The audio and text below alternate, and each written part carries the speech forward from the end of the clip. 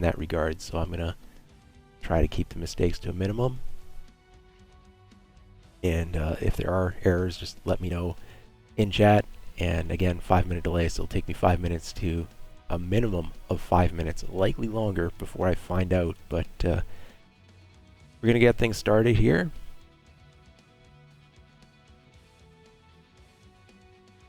This is Tournament of Stars. This is week 2.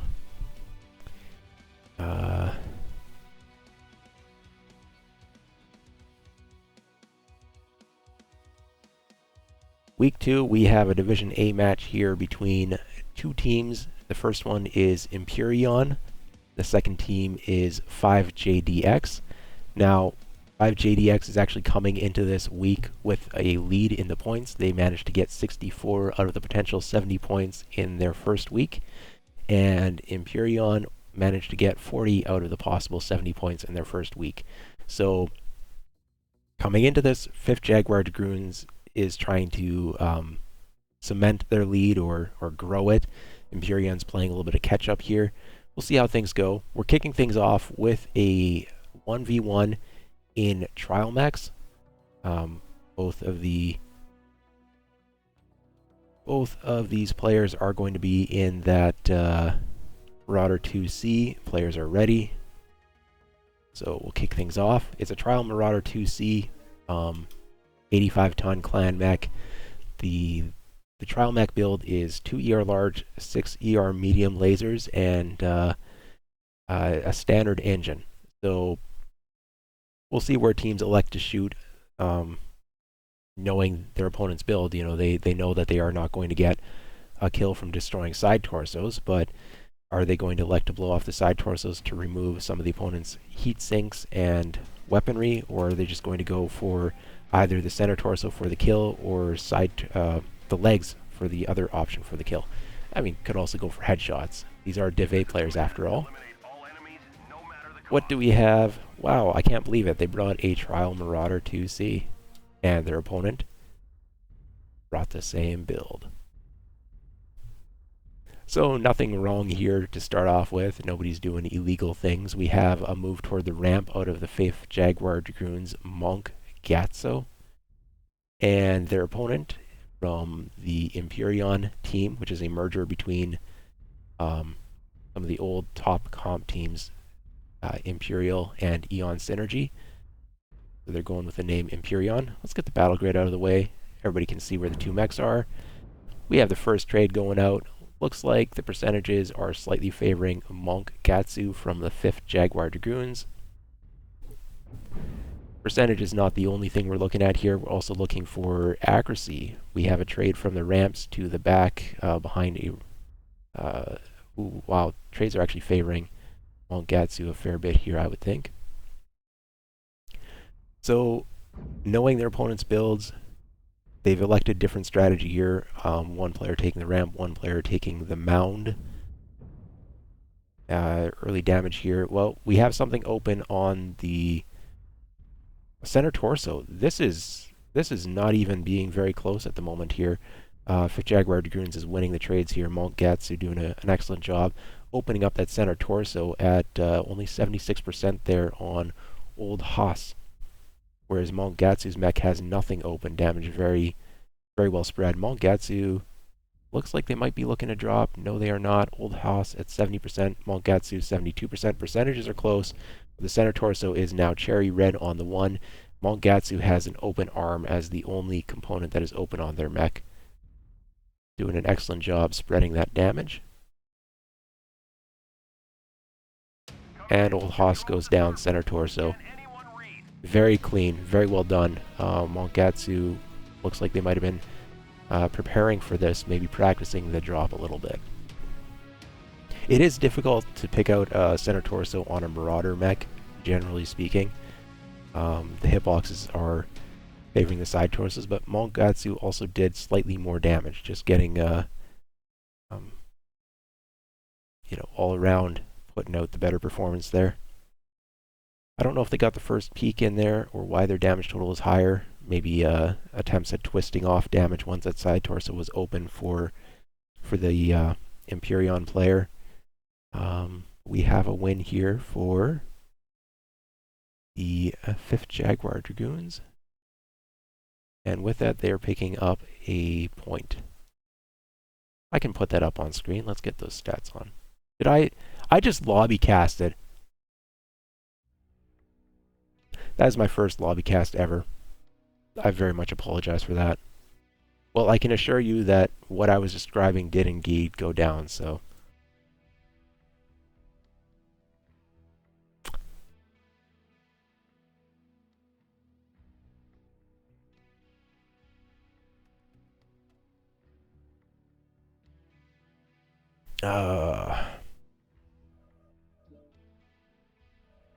Well, if that's the only thing that goes wrong today,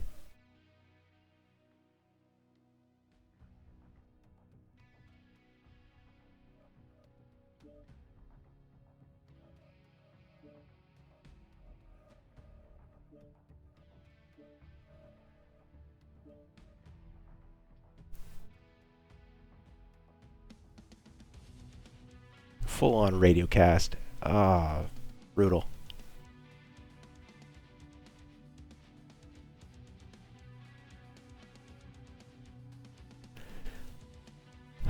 My apologies to the teams and the viewers and to the MWO Comp, community administration at large here. Not the best of my performance. Okay. Moving on, I will get that drop strats up here so you can at least see that.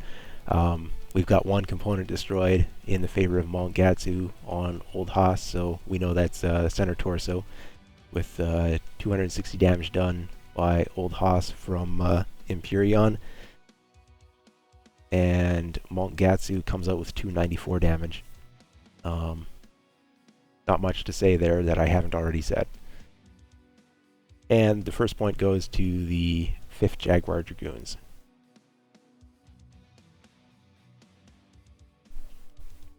Okay. We're moving on. I need to change the map. What is the next map? Next map is Mech Factory. I should be remembering this by now. But I guess I'm bringing my B game today. Okay, 10 minutes. Ignore enhancements off. First person only.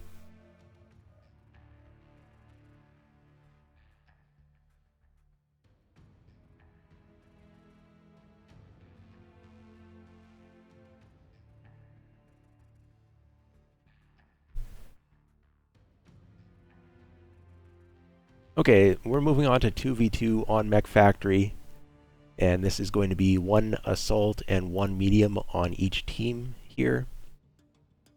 Mech Factory, you can play at brawling, you can play at range. We'll see what these teams elect to do.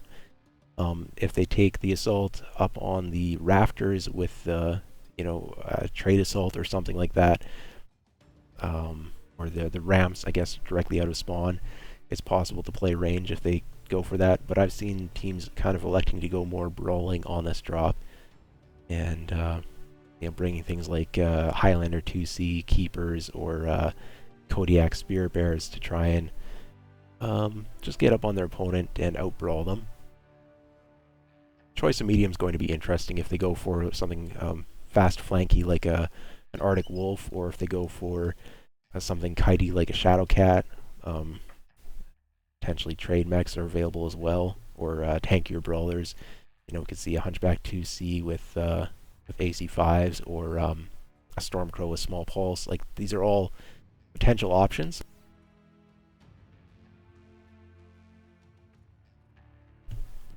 Both teams are locked, and before I forget, I'm going to be switching over to the other view here.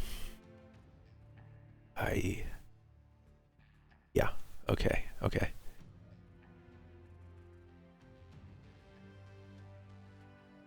No more radio casts. We have 150 tons coming out of EMPYREON to 145 out of the 5th Jaguar Dragoons. So both teams are giving up a little bit of tonnage. Not sure if that even means anything here, but see what happens.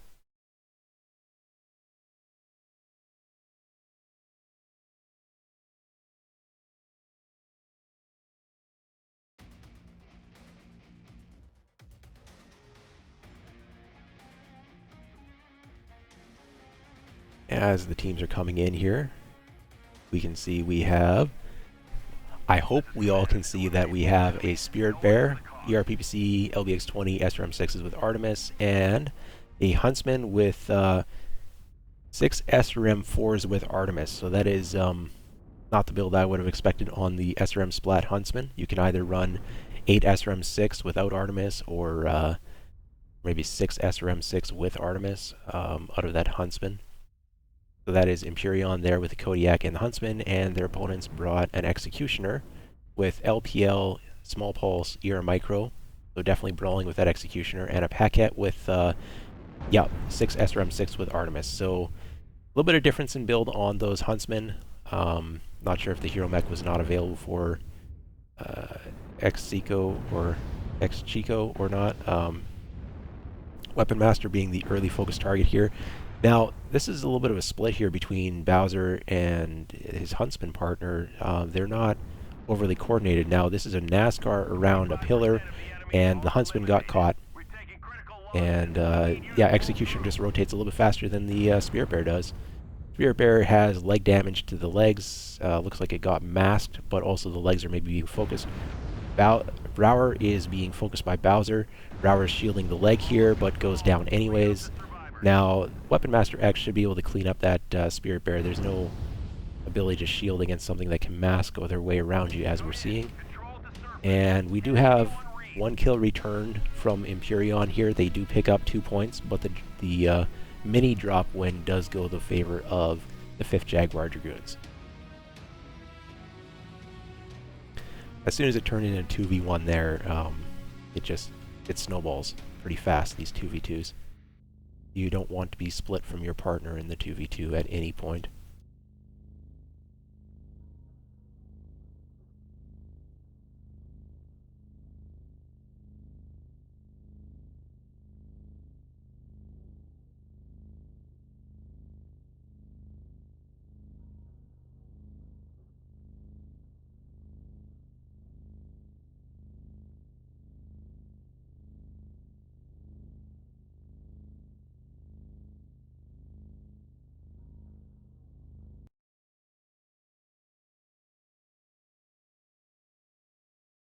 And we have one more 2v2 to round up the first drop here. First drop being split up into those miniature drops here.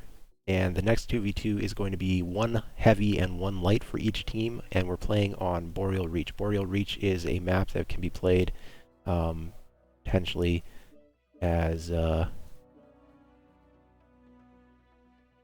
range if the teams elect to do so. It can also be played as Brawl.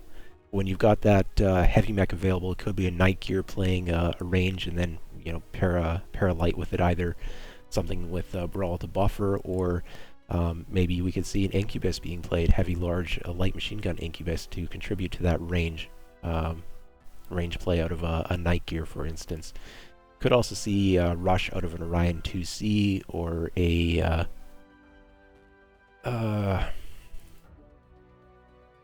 okay, they aren't doing this the way that I was hoping. So I have to do a little bit more work in the lobby. What was I talking about? Oh, Brawl Rush out of Linebacker. Linebacker paired up with something like, Kit Fox or Jenner 2C with a Splat. Jenner 2C is very fragile gunboat, but if you can get behind someone to get your first shot, it can be pretty impressive, as somebody has demonstrated in quick play montages time and time again. Just getting the players in the lobby. Make sure I don't have... Did I correct the points? Yes, I do believe the correct points are going to be displaying 5 points for 5th Jaguar Dragoons, 2 points for EMPYREON.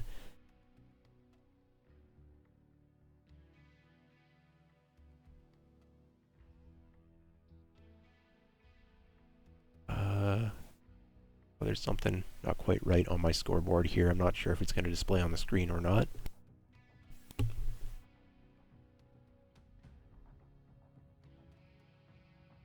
Well, this is week 2. I don't know if the scoreboard at any point is saying it is the first week, but it is indeed week 2.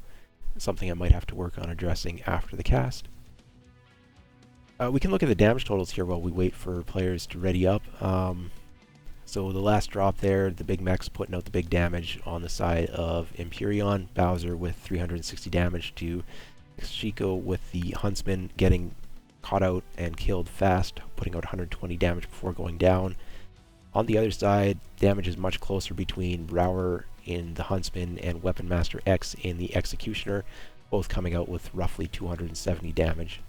And each of them picking up one kill. Brower just didn't manage to stay alive there, so the return kill giving some points for EMPYREON.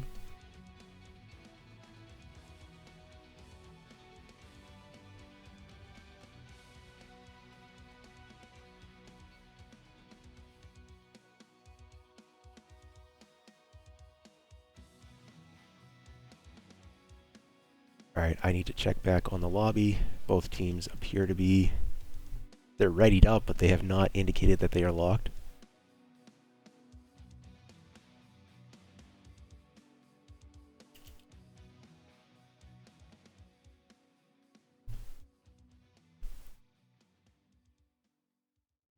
I'm going to go ahead and switch the scene over already.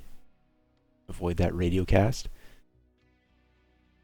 If there are any other issues, let me know in chat. I will attempt to address them as rapidly as possible.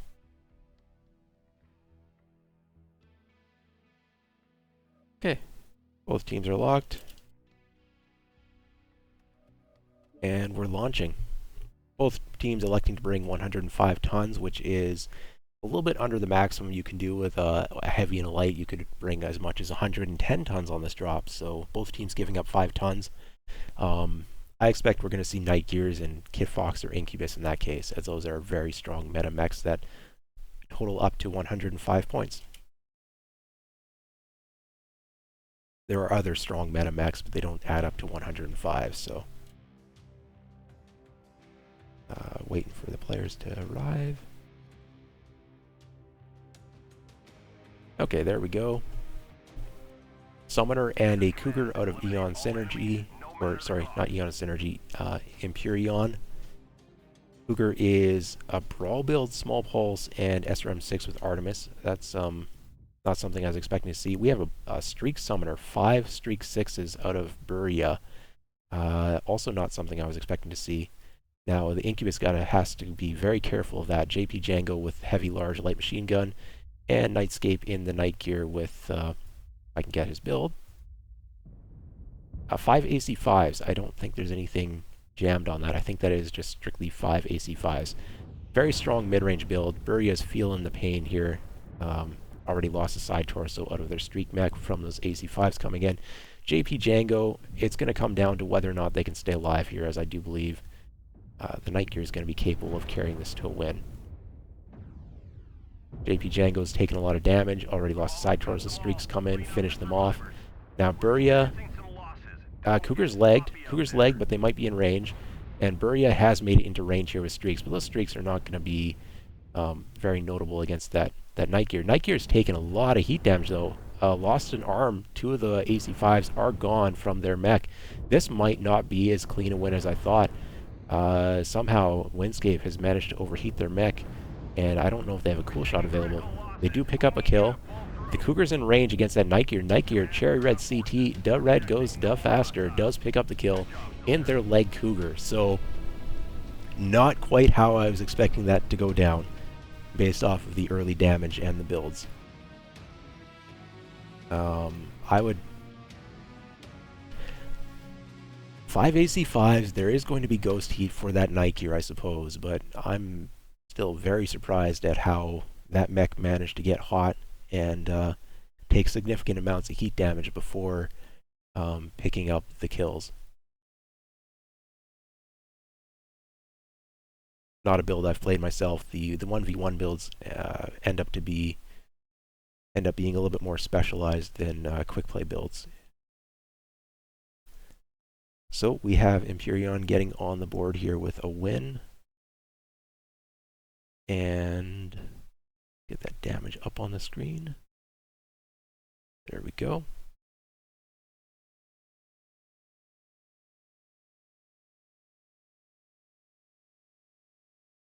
Give this a refresh on the overlay, see if we can get that match score to update. Match score does not want to update for me.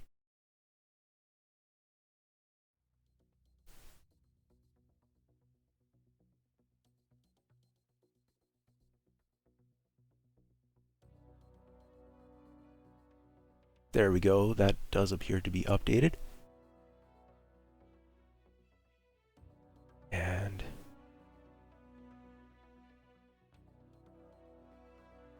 okay. Next up, I need to switch up the lobbies here.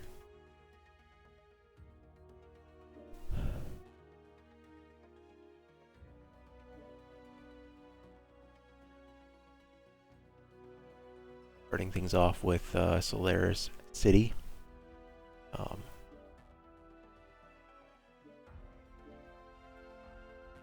Check the rulebook, make sure I've got the lobby settings correct. 12 minutes.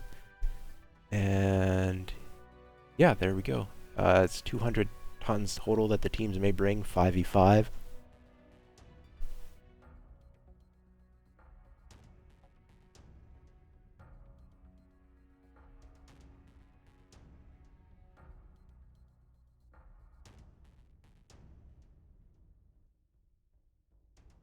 So just to review the previous drop here in terms of damage, we got it up on the screen if everything's going well. The red goes to faster in their Cougar, managed to get into range, put out nearly 500 damage there, picked up both kills for their team. Buria took a lot of damage getting in, but they did manage to get off at least 1 or 2 shots there, putting out just over 100 damage. Windscape in the night gear, attempting the carry, ultimately coming up short, 500 damage and a kill. 3 components destroyed. There was side torsos destroyed on the Summoner, and the Cougar was legged. I don't know who got the component destroyed there, as JP Django in the Incubus only put out 100 damage before going down, but they did have 2 components destroyed, so they might have gotten the leg off the Cougar. I'm not sure who managed to pick that up. Just got pushed into a corner there. They did have the speed to try and kite, but the Summoner is kind of doing an area denial with the range of the streaks in the middle of the map. No way that the Incubus wants to try and get anywhere near that. And then the Cougar managed to just continue pushing forward. So well played out of EMPYREON on that drop.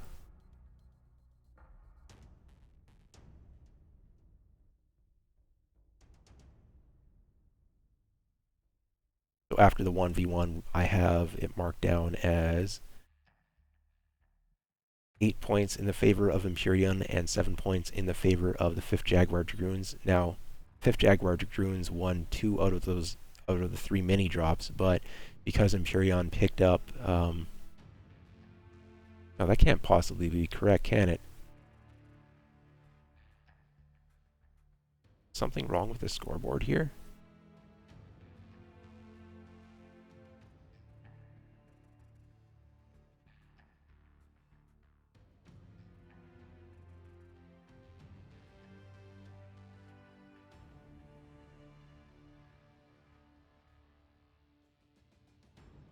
I think something's wrong with my automated scoreboard, because these point totals do not make sense to me out of the results that I saw in the 1v1s. 5th Jaguar Dragoons came up with the win in the 1v1. The clean sweep, or, well, no, sorry, there was a kill return to both the 2v2s, so they should be ahead in points, and my scoreboard is showing differently. There might be a little bit of work to be done on the formulas in the back end here.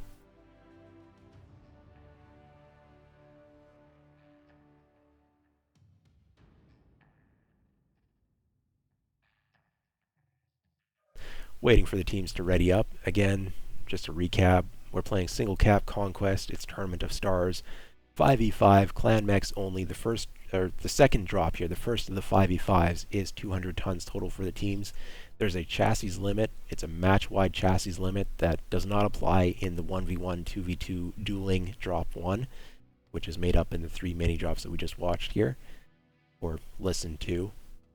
But now with the 5v5, there is a chassis restriction in place where teams can only use 5 of a chassis throughout the remaining portions of the match. So They cannot bring 5 Arctic Wolves in a drop here, for instance. They would have to bring a maximum of 4 Arctic Wolves and then something else. And then if they bring 4 Arctic Wolves in the first drop, they can't use the Arctic Wolf in any of the following drops. So, again, with the escalating tonnage, the way that it is, you know, we've got 200 tons followed by 300, by 400, by 500. You're not looking to use the same mechs in your 200-ton drop as you are in the 500-ton drop, for instance.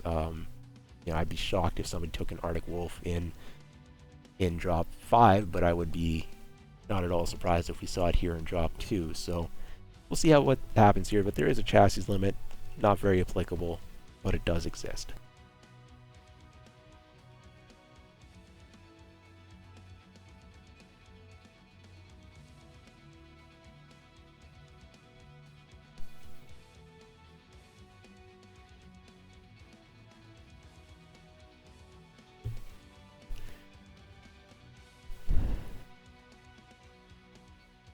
Nobody has readied up yet in the lobby.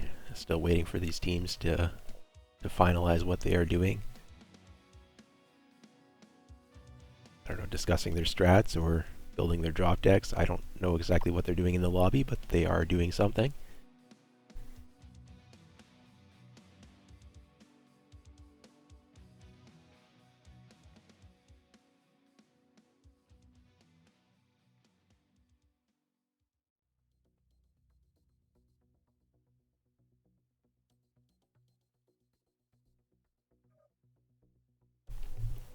I guess we could throw up a lobby, or sorry, the map strat. If I can find Solaris City on my list.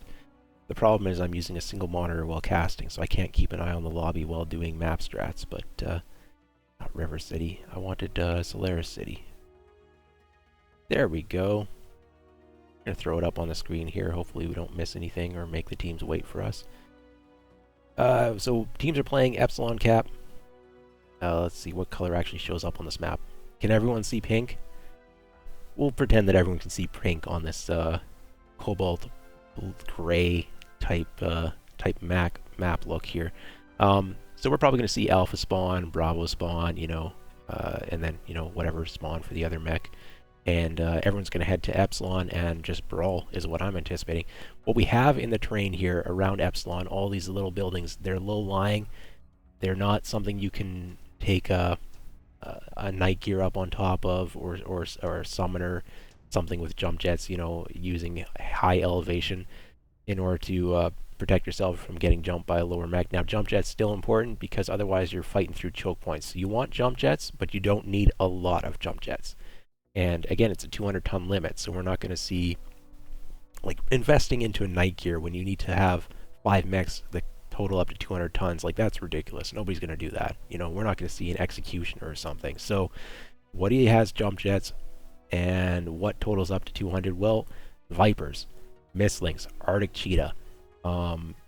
You know, you could see a Stormcrow or a Black Lantern, but then you have to start working on, you know, running through choke points. You want at least some jump jets.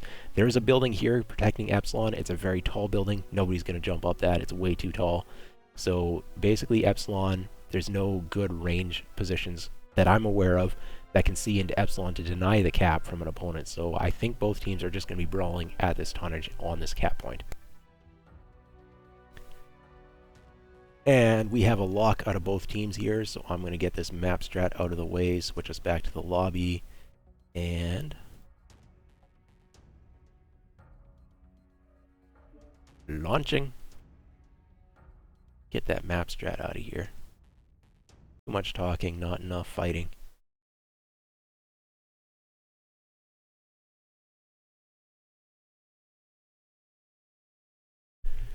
Solaris City, famous throughout the Imperial region here. Oh, I don't know where I was going with that. Everybody knows Solaris City has bad frame rates. Or I think everyone's aware of that.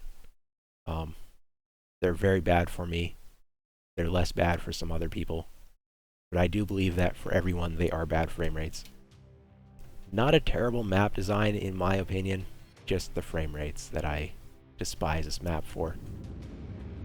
And the flickering. All that flickering. It looks like a PlayStation 2 game. So this map is not going to be in the World Championship pool anytime soon, but it's still interesting comp when we get to play on it. A little bit different strats, as you can see. We have Arctic Wolves, mix of small pulse lasers and SRM6 out of Lizzie. Another Arctic Wolf, same build, Buria. The red goes to faster, same build. So that's not what I'd consider meta, but they do have jump jets on those, are as they are the Omni-Mech variant of the Arctic Wolf. Bringing a Viper with ER Mead, 5 ER Mead, and 8 light machine guns. So that is actually a range mech in this type of a drop. Now there's one mech I didn't pick up the build on, lagging behind. It's an Arctic Wolf, Rick Rom. That is more what I'd expect meta on the Arctic Wolf, just 4 SRM6s with Artemis. Again, probably running jump jets, as that is the Omni Mech, and generally you see the non-Omni Mech used on the Arctic Wolf. The reason for taking the Omni Mech would be to get the jump jets. Viper with micro and small pulse out of Brower on the 5th Jaguar Dragoons. Arctic Wolf with streaks. We have streaks on the field from Weapon Master X. Another Viper here from Django did not catch the build before they went in. We have a brawl starting. Bowser is playing the range Overwatch with the Viper. Everybody can get up there anyways, but they do have free fire at the moment. Buria is the focus target. They're in alone, solo. They got caught. Buria managing to get out 37%. I don't know what's left on their mech, trying to pick that up. Nope, got the wrong mech, and Buria goes down. Percentages are somewhat low on a few of the mechs for the 5th Jaguar Dragoons. It's a chaotic brawl. The red goes to faster. Has been segmented off from their team. Likely, head is open though, 84%, so it's a deceptive percentage. Unlikely that they're going to go down from headshot. Weapon Master X is split off to go after Bowser, but they're not doing anything. They can't. Can they even get up there? Second mech goes down on Eon Synergy, and we have kill returned over 5th Jaguar Dragoons. We have a legged Viper in the background, cannot keep up with the fight. Windscape's low percentage also just got legged. This is looking like it's anybody's game still. There's legged mechs trying to chase down a kiting Viper that is still very healthy. Brower has jump jets and legs, must be going up after Bowser, or that strat is going to work, because it does not appear as though Weapon Master X with a now legged mech is going to be able to get up to that Viper. The building is just tall enough that an Arctic Wolf with 3 jump jets can't get up there. Well, shows what I know about this map.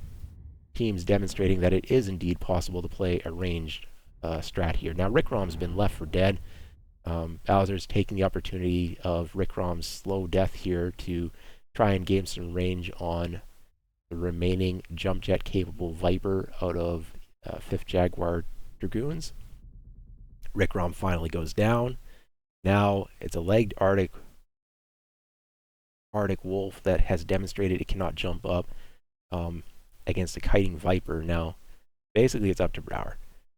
Brower with a small pulse ER micro, can they get in on the Viper from Bowser with the ER meads and light machine guns, or do they want to just take the cap win, force Bowser to come back?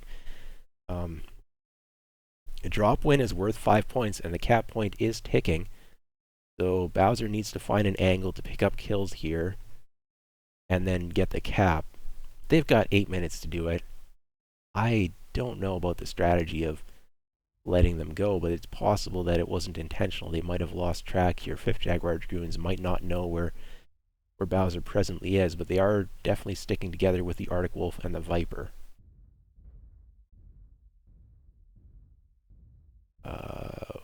Okay, what do we have here? Weapon Master X was not looking the correct direction, but no damage taken. I think that Bowser was maybe shooting at the dead leg, not the leg that is remaining there. Brower's going in. Brower's looking good percentages. Percentage is about even on both these Vipers. Very little difference. Brower has an open leg now, and they are being kited. Whoa. And Bowser just drops. Now, was that both legs? Okay. Must have been low legs there. I did not get their damage up in time there. So 5th Jaguar Dragoons, they lose a number of mechs, but they do pick up the win here. I'd say well played from Bowser with that high ground Overwatch position. Putting out some work.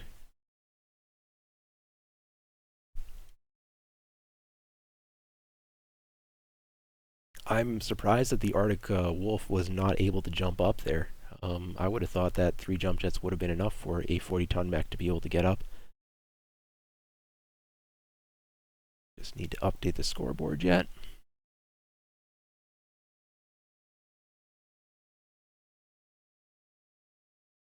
Nine points going in the favor of the 5th Jaguar Dragoons on that second drop. 5 points for EMPYREON.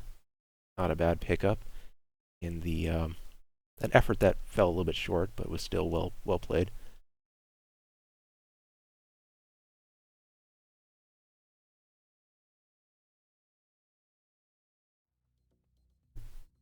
So looking at the damage totals real quick here, as I'm going to change the map over first. Yeah, I just need to figure out which map we are on. We're going to Grimplexus. Grimplexus is the next map. And I don't need to switch the team sides yet. Okay, damage totals. Going through EMPYREON, we have Bowser with the Viper doing the ER Mead and light machine gun routine, picking up 3 kills with 400 damage. Red goes to Faster and Rick Rom both picking up 270 in their Arctic Wolves. The other Arctic Wolves coming in a little bit lower. And over on the 5th Jaguar Dragoons, we have Rower in the Viper carrying it out to the win. Nearly 500 damage and 3 kills. With that was a micro pulse or small pulse or micro Viper, not a machine gun Viper. Weapon Master X, the other mech that lived to the end, put out 450 damage. They were legged. They did pick up a kill. Just weren't able to go up and dislodge Bowser, but they did still manage to put out a significant amount of damage in that drop. Lower damage numbers on the other 3 Vipers out of 5th Jaguar Dragoons. Picking up the win there, though.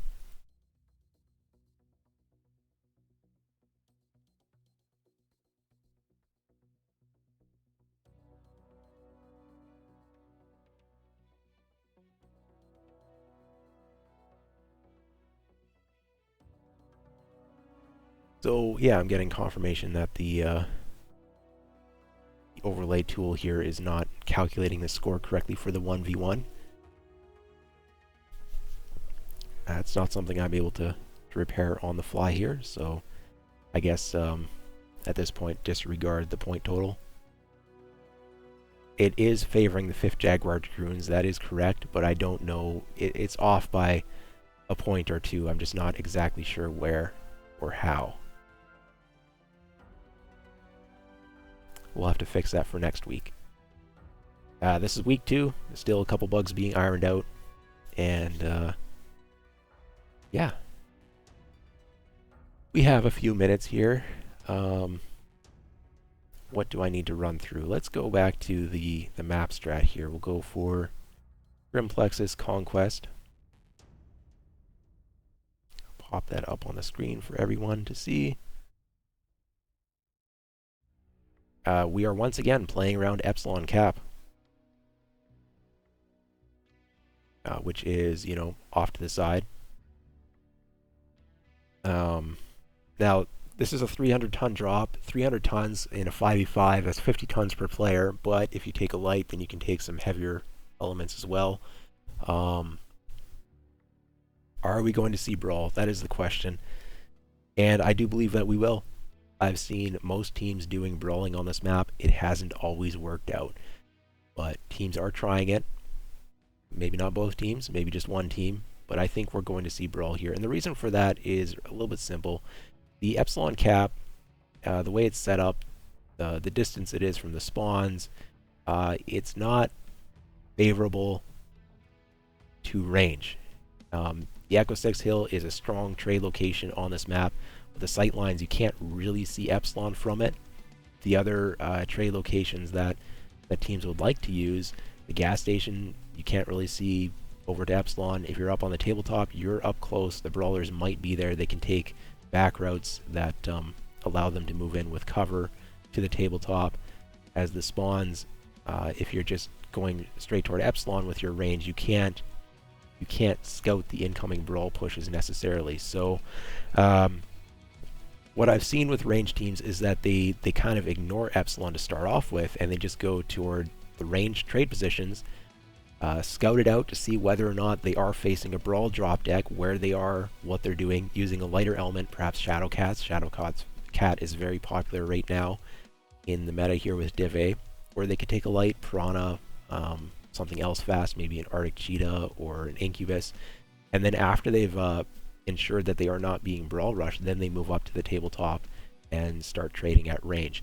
Now, my favorite position on this map for trading would be on this back ridge, Fox 10, Golf 10. Very good overwatch on Epsilon. The problem is your spawns are so far away, you can't really expect to make it there in time. Like even something like a summoner, and you need jump jets on a mech if you're doing this. If you take a summoner in Charlie spawn, you walk past the Sigma, not stepping on it, get over to Fox 10, jump up, you're too late. That's taken too much time. So I don't expect teams to be doing that with their range traders. I think if they do go for range trade, they're going to park up Echo 6 or Golf 6, and then after confirming that it's not a brawl rush that's coming directly for them, then they'll move up to the Fox 7, Golf 7 type locations. On the contrary, if it's a brawl deck, I expect that they're just going to kind of tuck in a low ground position, get the scouting intel, and then make the push. Either to brawl over Epsilon or to push into the into range traders when they do move up to the tabletop, or trying to find an angle. Of course, teams can always do something completely different that I did not anticipate. You know. And we have a lock out of both teams here, so I'm going to switch the scene over before I forget. And launch.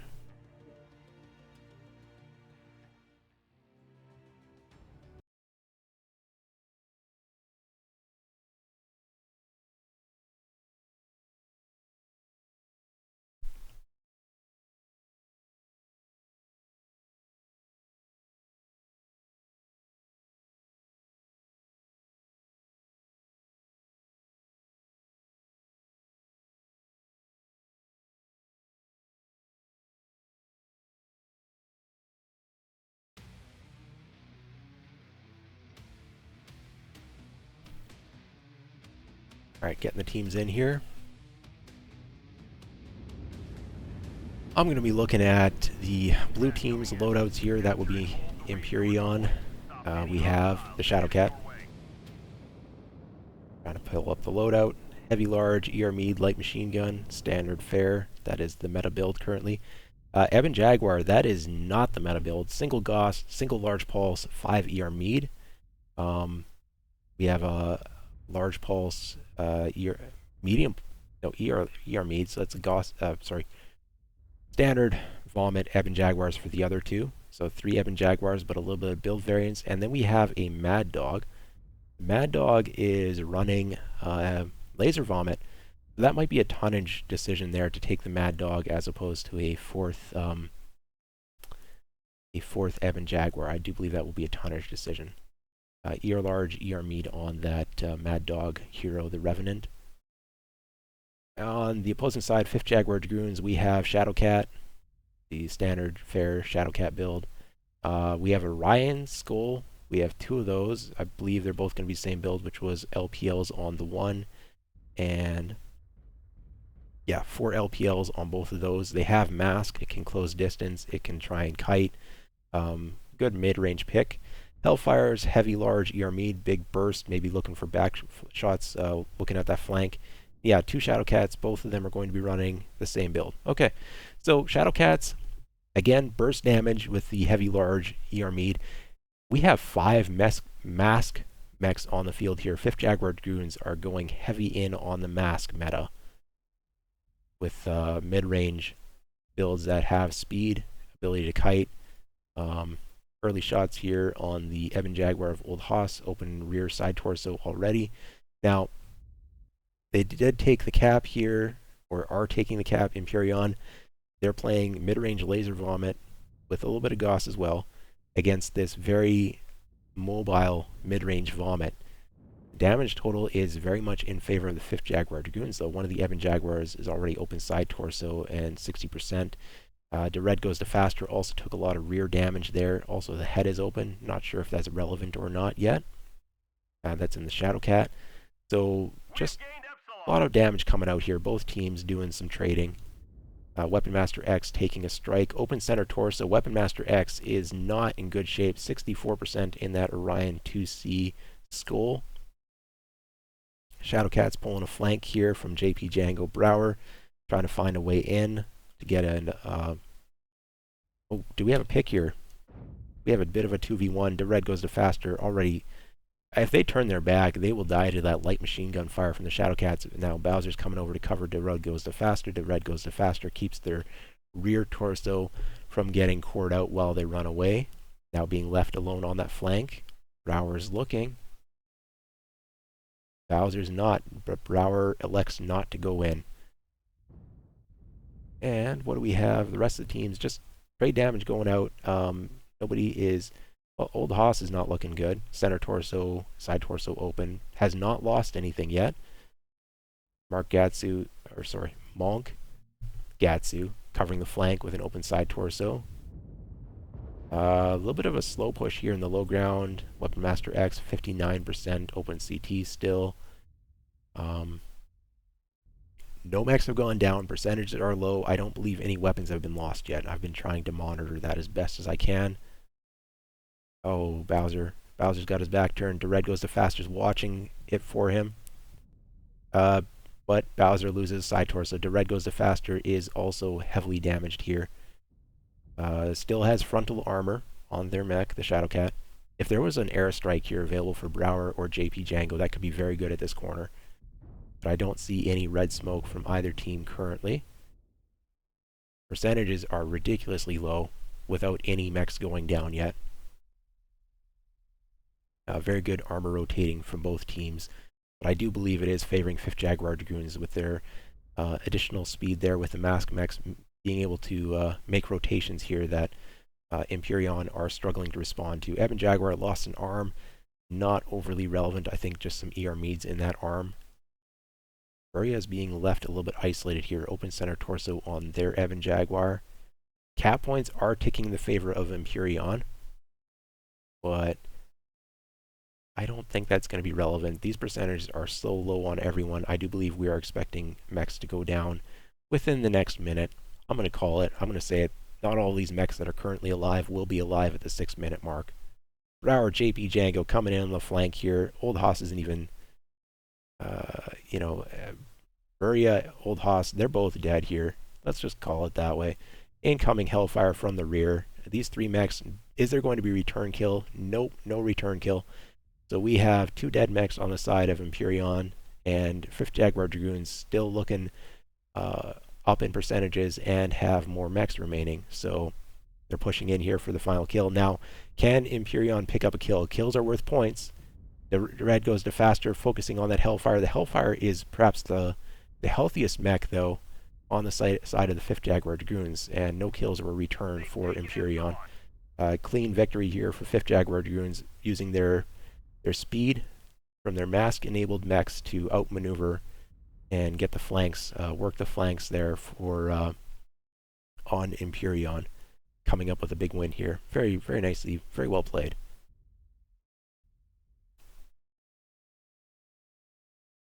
Yeah, just looking at the damages, there are mechs with open components, but very few mechs with destroyed components. I mean, Monk Gatsu is almost fresh there, other than, side torso with all their guns almost falling off. But center torso still has armor. 65%, very well done on the damage spreading there. I mean, 65% is the healthiest mech remaining on the field. Everyone in that 65 to 52% range in terms of percentile health, but also just very few components destroyed. So that is a sign of good damage spread.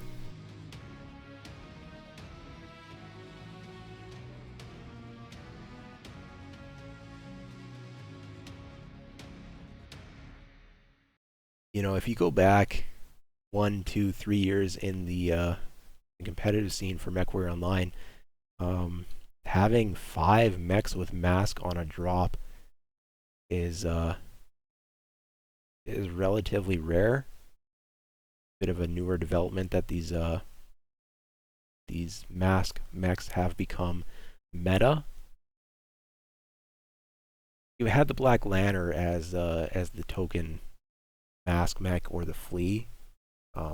Black Lantern Rush, I guess, would have been somewhere where you might have used multiples in a drop,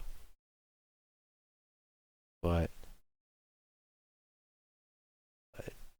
not.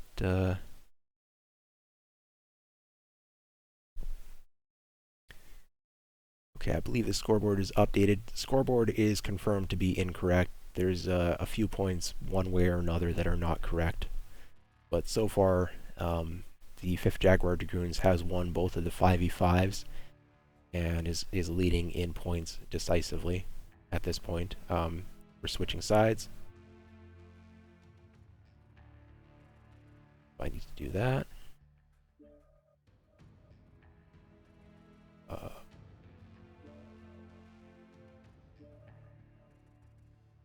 I think Squirrel is that team as well.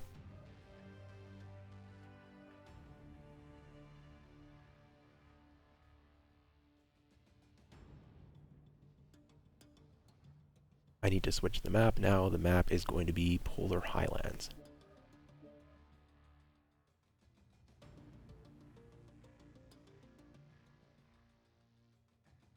And the tonnage is going to be 400 tons for both these teams. 5v5 clan max only, single cap, 400 tons. Now,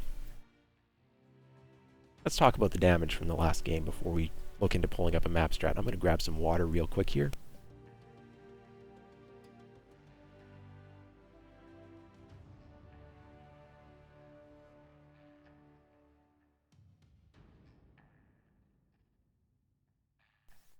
From the 5th Jaguar Dragoons, top damage coming out on Monk Gatso with that 4 LPL Ryan 2C hero. 600 damage. They were working the left flank, if I remember correctly, so very well done. Nice damage total leading the team. Lower damage on the rest of their teammates in the 400 range for the majority of them. Brower coming up at the bottom with 300. Also working a flank, but playing it a little bit less aggressively than there was opportunity, but I mean, he doesn't have wall hacks on, so he can't see what I'm seeing. Or we hope he doesn't. Kills are evenly distributed, no obvious standout in that regard.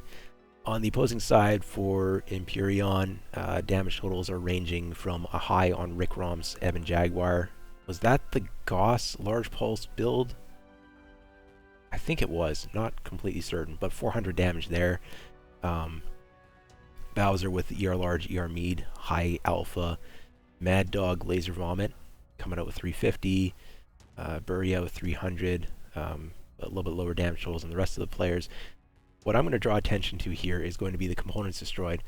EMPYREON has a single component destroyed, and the percentages on the 5th Jaguar Dragoons, 65% to 52% on their 5 mechs, with only losing a single component.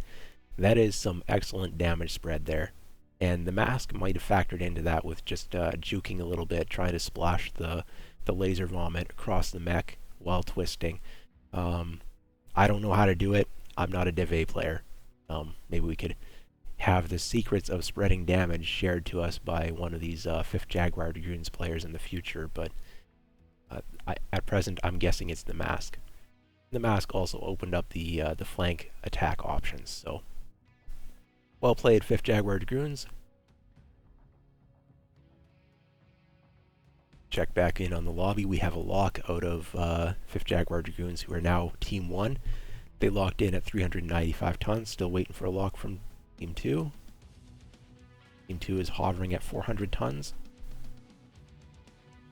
Giving up 5 tons, not a big deal. I never got that map strat up, did I?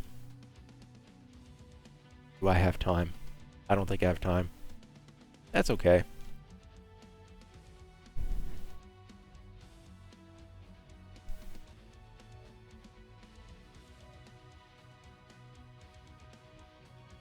Okay, we've got a lock from Team 2, EMPYREON, and I think my overlays are correct.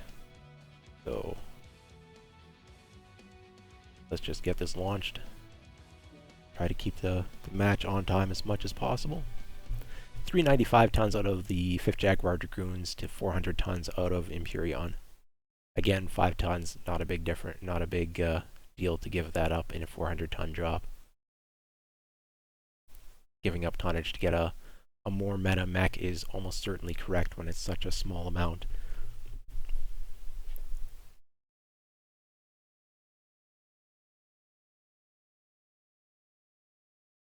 Okay, the cap point that teams are fighting over is Gamma.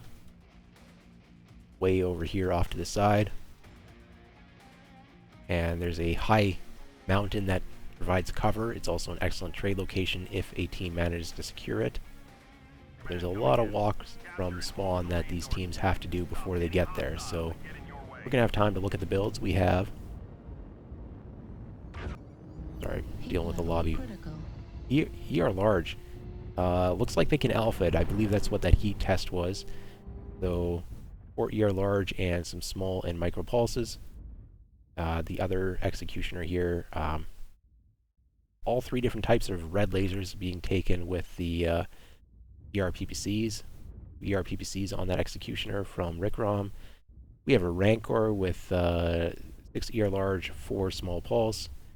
Second Rancor has 6 ER large and 4 ER micros. So the backup laser's a little bit lighter on those Blood Asp Rancors than what you sometimes see, but they are looking to do range trade with ER large.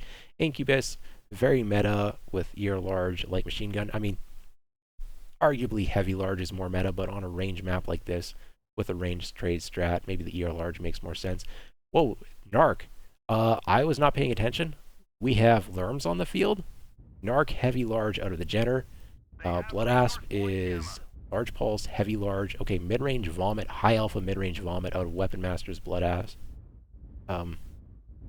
Blood Asp here for Windscape, same build. Mongatsu, same build. Brower's bringing the Lerms. There we go. There we have our dirty Lermer. How much ammo do they have? 2346. Not that high to be for that kind of a Lerm boat that is packing that many tubes. That is not a high amount of ammunition. We'll see how much is left at the end if we get an opportunity. So 1 Narker, 1 Lermer, and then 3 high alpha mid-range traders. I wouldn't call those brawlers. They can't sustain that kind of firepower. That's just not possible. But if they get a ridge peak and they manage to get the full burn of the large pulse and heavy large before ducking down, that will be significant.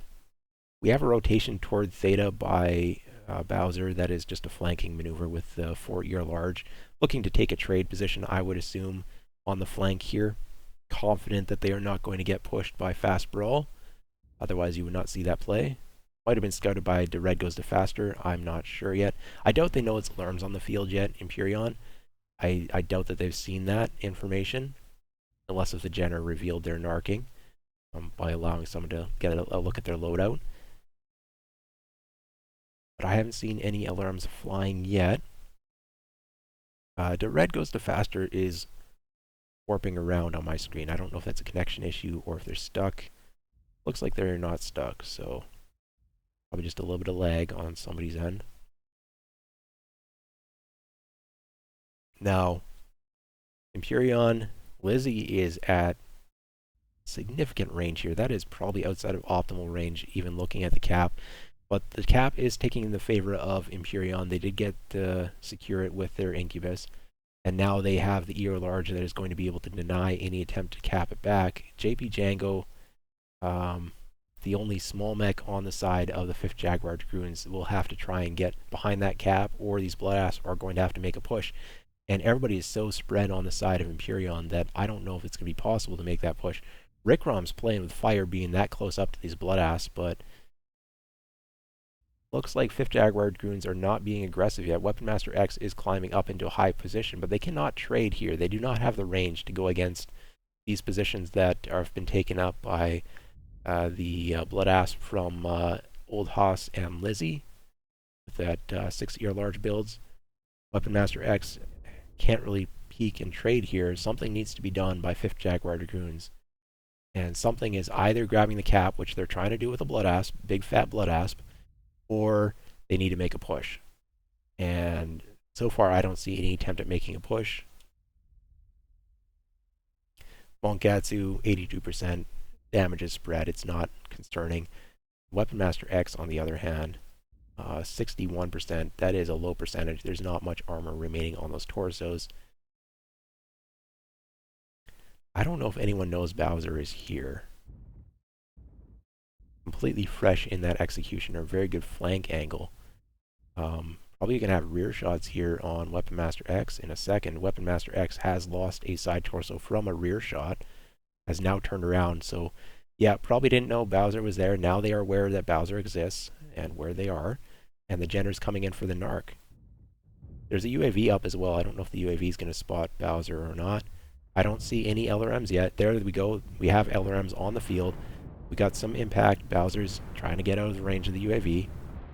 They might be narked as well. I think there's enough cover here that they could just sit, but they're chasing after that light. JP Django goes down. No more narker on the field, and that makes the LRMs significantly less useful. This drop is not going very well for 5th Jaguar Dragoons at the moment. The LRMs have not worked out yet, and these mid-range vomit builds have not either. Windscape's getting shot at from 3 sides and being pushed by Rick Rom's Executioner. Rick Rom's got the ER peeps, but also the massive amount of red lasers. Should be able to pick up the kill here right shortly. Windscape open side torso.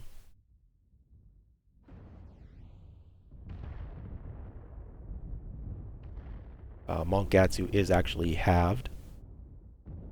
Yeah, okay, there we go. Windscape goes down. Side torso destruction. Monkatsu open side torso down. And who is remaining? I believe it's the LRM Blood Asp, and I don't know if okay, let's check that ammo total. I said I was going to do it. Yeah, okay. A fair number of LRMs are gone out of that Blood Asp. They may or may not have a significant amount of damage dealt. Depends how much was blasting into cover. But I don't think that any kills are going to be picked up by that LRM Blood Asp in the final stage here. The one mech who maybe should be hanging back would be Rick Rom with an open center torso. Incubus here. There's no backup weaponry on that Blood Asp, so he's just Brower's ignoring the light in their back as they're trying to pick up a kill, accepting that they're already dead. Not successful. And it's a clean win here for EMPYREON. Ahead in cap, ahead in kills. Well played. Bowser coming up with a decent flank shot there. I don't know how much damage they're going to have, as I think that they were holding their fire early on to remain undetected.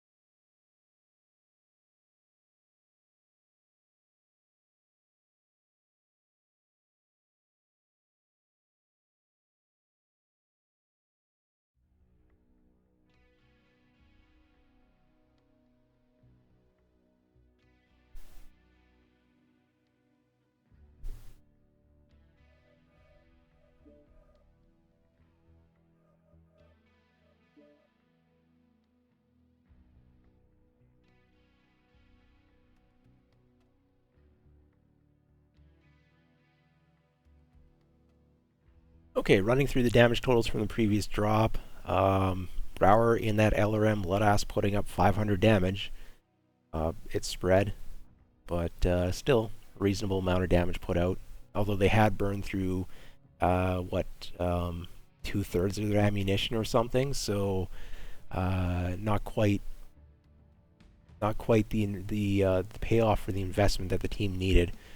Also investing the Jenner into that combination of Narc and LRM, and the Jenner wasn't able to put out damage. So rest of the team, lower numbers on the Blood Asp. The high alpha laser vomit not working out against the extreme range traders with a decent spread there. The push never really came out of those Blood Asp. Just too much early spread out of EMPYREON that wasn't vulnerable to push. Damage numbers, EMPYREON. Standout would be Bowser with the 4 ER large Executioner holding the flank position, picking up 2 kills as well with the 550 damage. Lower numbers in the rest of the team, in the 370, 400 range across the 2 Bloodass that were sitting at the back with the ER large, the other Executioner which was running ER PPC and Red Laser backup, and then the Incubus with the ER large light machine gun combo. So, a good damage spread from EMPYREON.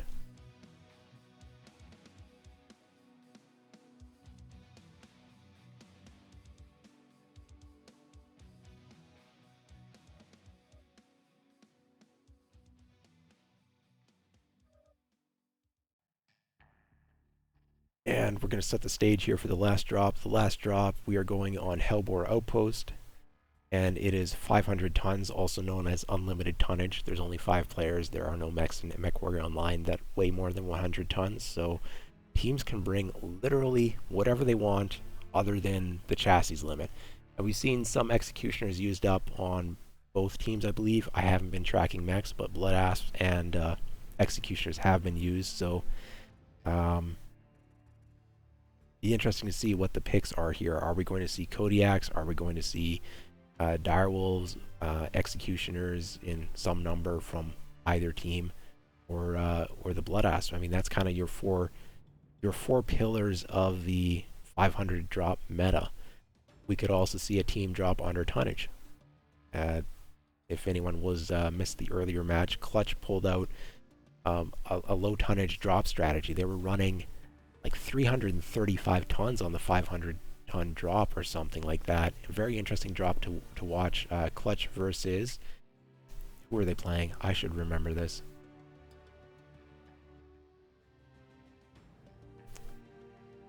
Come on. Clutch versus Dark Sea Corsairs. How could I forget?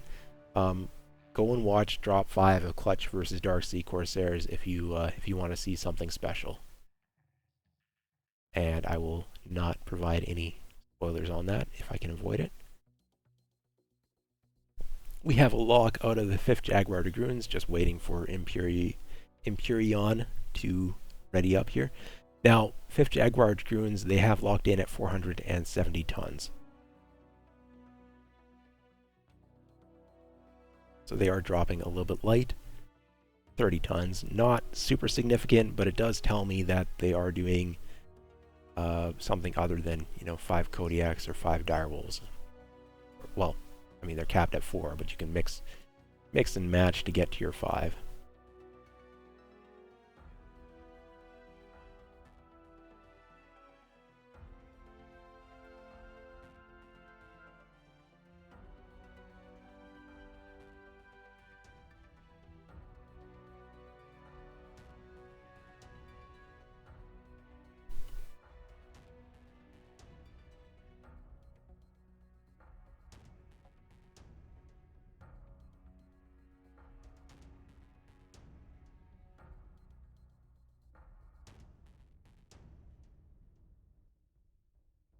So there is an issue with the overlay and the points total. I don't know what the correct points is. It's going to be, a couple points one way or the other. I could add this up by hand.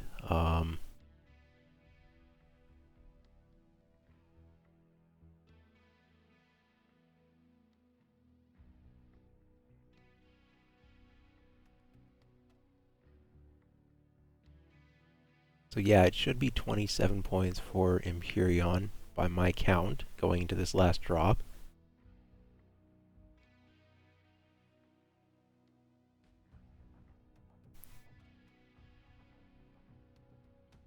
But it should only be 34 points for the 5th Jaguar Dragoons if I am understanding things correctly. So it's 27 for EMPYREON to 34 for the 5th Jaguar Dragoons, I think.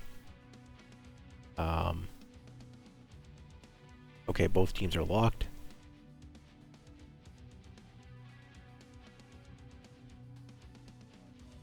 And it's 470 for the 5th Jaguar Dragoons to 500 tons for EMPYREON. Be interesting to see where that tonnage difference comes from. if one of the teams is electing to rush for the cap, perhaps, or if they're playing somewhat more mobile with some flankers.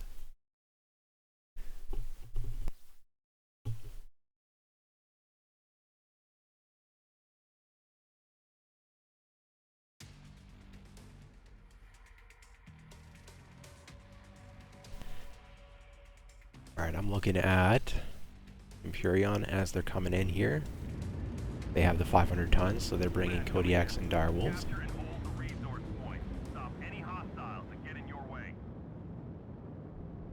The red goes to faster, AC-10, ERPPC. We have Old Haas with Gauss, LPL, ER Mead, so Big Gauss Vomit Alpha. Lizzie's running ER Large, Gauss Rifles, and a bunch of ER Meads, so that is kind of range trade hybrid with Brawl, Gauss Vomit, or, well, not Brawl, but Push, Gauss Vomit. 5 AC-10s out of Rick Rom's Direwolf, okay. And the last one here, Bowser with the standard meta long range, extreme range trader, Gauss, and 5 ER Large. So half the team's pushing, half the team is, or one mech is on Overwatch and some hybrid trade slash push Gauss Vomit.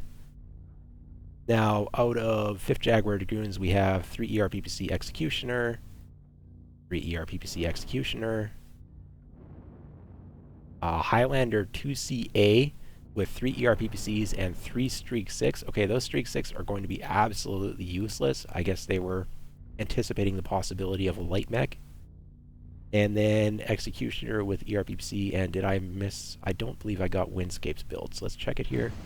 3 ERPPCs. So all the Executioners are running 3 ERPPCs. The Highlander 2CA is running 3 ERPPCs, with the only backup weaponry on that Highlander being 3 Streak 6. And Executioners have red lasers, but with the 3 ERPPC, they do not have the same high DPS brawl potential as the more standard 2 ERPPC or Executioner that can do the hybrid Pop-Tart or Brawl. Those 3 ERPPC Executioners are more dedicated to the Pop-Tarting trades. So Bowser is up against 5 trade mechs against them. They're not going to be able to win their trades unless if, I don't know what happens, but we can see it here already. Bowser's taking shots from 2 different angles from Pop-Tarters. There's no way that they can cover all the potential jump spots that those Executioners could be coming up on. But the cap has gone in the favor of EMPYREON. The cap control has been conceded by the 5th Jaguar Dragoons. And ultimately, these direwolves that are in the low ground, the Kodiaks in the low ground, they're all going to have to make something happen to help out the situation here. Either camp the cap while not taking damage for an extended period of time, or wall up and push, which they don't have jump jets on those mechs. Direwolf Ws do not have jump jets in their center torso. They could in the side torso, but it seems unlikely. The Kodiak doesn't have jump jets available at all. Not an Omni mech. So it's going to be 5th Jaguar Dragoons. They've got a number of minutes to work down the low ground mechs here from EMPYREON. Well, they just EMPYREON basically just hides and tries not to take damage. There's not that many minutes in this drop, and the caps are ticking. So at some point, we already see it, 5th Jaguar Dragoons is already dropping to the low ground. So they're going to send down the Highlander 2C in order to try and bait a push into that mech. JP Django's trying to find an angle. Takes a big burn from the direwolf who saw them coming on that angle, I suppose, or maybe they're looking toward Brower and just picked up on JP Django. JP Django took a lot of that to the center torso. So are there strikes? I haven't seen a lot of red smoke yet, and these mechs are grouped. There we go. There's a strike incoming. See what it hits. Brower's got a good Pop-Tart location there. There's crossfire. Bowser's trying to do some Overwatch cover for their team. Has a side torso open. That side torso, I don't know exactly what the build is going to be.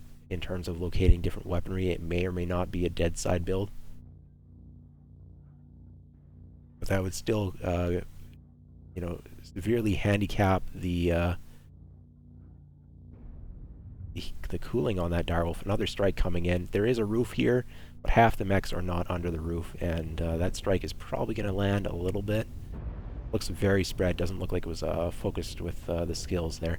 Rower is right on the roof above the opposing team, but you know, we got 7 minutes remaining here. There is a need to do something. These 5 mechs need to die so that the 5th Jaguar Dragoons can go get additional caps, is what I anticipate. Yeah, it's fish in a barrel. That's really what this is. Executioners with the speed and the range advantage have spread out. There's no push attempt coming here. It's just the mid-range Gauss Vomit is trying desperately to return fire to these Pop-Tarts. Bowser goes down first, and percentages are dropping on the 5th Jaguar Dragoons. But that's because they're being desperate here. The cap is forcing action. So they can't take the world's safest trades. Like, Windscape's playing low ground in the range of the AC-10s. Windscape's almost legged. Not sure on that move. Let's check Lizzie here, 57%. Looks like back shots. We're doing significant damage there. I mean, every way that these direwolves are turning, there is somebody shooting at them. Old Haas almost cored out on multiple rear torsos, and the leg is open. You know, the only fresh mech here is Rick Rom with the 5 AC-10s. Everyone else is getting dangerously low on the side of EMPYREON. Let's take a look at the damage that they've been returning. Mongatsu open center torso. And I bugged out my camera again. Okay, we'll just play with a bugged camera. Oh, I fixed it. I'm getting good at this. Windscape, mostly heat damage it looks like, out of Weapon Master X there. Windscape in the low ground still has a leg. Side torso is open as well. Needs to play careful, but can't play too careful. We're down to 5 minutes here. Rower's got a good angle, putting in a lot of damage on Old House, who has lost a side torso. The cooling on that mech is going to be absolutely trash now, and it's not far off from dying from structural damage, so can't really take an overheat. Lizzie, 27%. Everything's open. Lost a side torso, but still alive at 27%. JP Django dropping down, getting aggressive. Open center torso, already lost an arm. The red goes to faster, goes down. This is the final push. Windscape is in there. Last mech alive. Rick Rom making a last stand here. Surrounded on 3 sides. Can they pick up any kills? Every kill is worth points, and these mechs are crippled. Rick Rom's getting shot back, front, needs to pick up a kill. I mean, 1 kill here would be something. 2 kills would be great. Rick Rom's halved. Windscape's rotated out as they are severely crippled at this point. Does anyone have armor that can rotate in for them? Now, I'm missing that Old Haas is still up as well. Rick Rom finally goes down. Self-destruct on Old Haas. Cooks to death. Side torso is destroyed, and that's a very hot build to start off with. Windscape manages to survive. Side torso is gone. Both legs are almost falling off. 23%. JP Django. They need to spread and cap here. It's still 3.5 minutes. They have time. They can go get all 5 caps now that their opponents are dead. JP Django's almost dead. Orange center torso. Mongatsu, orange and open in that center torso as well. But all these mechs still have side torsos and legs, or enough legs and side torsos to get the caps. This is a decisive win for 5th Jaguar Dragoons, even though their percentages look absolutely awful. Brower's halved, open, center torso, orange. Windscape is the healthiest mech. Let's take a look at their damage. Highlander 2C. Oh, it looks like mostly just heat damage. So, yeah, I don't know if they ever fired their streaks. Let's check that ammo total. 248. Somebody could do math on that and tell me, but I suspect that they did not fire those streaks more than once or twice, you know, and fair bit of heat damage on that mech. I think it has a quirk to prevent ghost heat when firing 3 ERPPCs, so I'm not sure why it has as much heat damage as it does. Still 2.5 minutes to spread and get the caps. This is it's over. We just got to wait until the final caps have been taken and ticked over. But just looking at the percentages here, like the damage totals out of EMPYREON are going to be quite respectable. Windscape 59%, Mongatsu 47%, Brower at 37%, JP Django at 32%, and Windscape at 23%.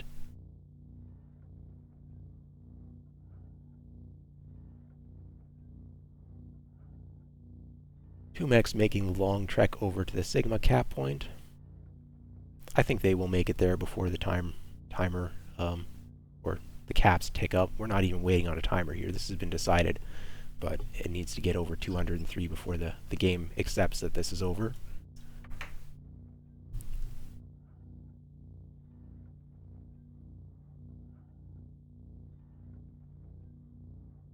And I was incorrect. JP Django does not make it to Sigma cap before the caps tick over.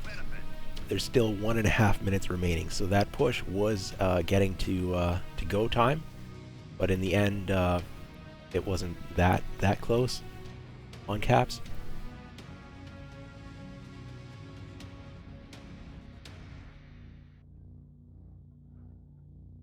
Just gonna get the numbers up on the screen here. That was the fifth drop, so fifth Jaguar Dragoons walking away with a big win here, getting a solid lead in their division after 2 weeks, as they were already in the lead to start with before this match was played, and they picked up a significant number of points.